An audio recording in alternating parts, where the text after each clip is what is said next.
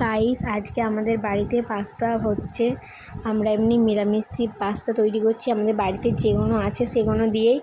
তোমরা দেখলে প্রথমে আমরা জল দিয়ে দিলাম।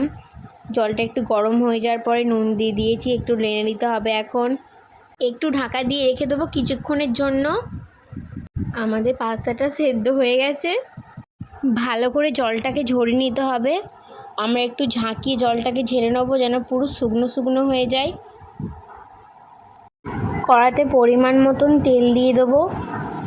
তেল দেওয়ার পরে কাঁচা লঙ্কাগুলো কুচি করে রাখা ছিল সেগুলো ভেজে নিতে হবে। তারপরে আলুগুলো দিয়ে দিতে হবে। আলুগুলো একটু লাল লাল করে ভেজে নেবো আমরা। সামান্য পরিমাণে নুন দিয়ে দেব। তারপর টমেটোগুলো দিয়ে দেবো, টমেটো কুচি দেওয়া হলে একটু নেড়ে নেব। সমস্ত কিছু ভালো করে ভাজা হয়ে গেছে। এবার পাস্তাগুলো আমরা দিয়ে দেবো। তারপর একটু ম্যাগি মশলা দিয়ে দেবো হালকা করে। আমাদের বাড়িতে সবাই একটু ঝাল খেতে ভালোবাসে, তাই আমরা একটু ঝাল দিয়ে দিয়েছি বেশি করে। তোমরা চাইলে তোমরাও ঝাল দিয়ে দিতে পারো। তারপর একটু নাড়িয়ে নিতে হবে। নাড়িয়ে নেওয়ার পর সস দিয়ে দিতে হবে। সস দেওয়ার পর আমাদের পাস্তা তৈরি। পাস্তাটা কেমন হয়েছে গাইস বলো একটু সবাই।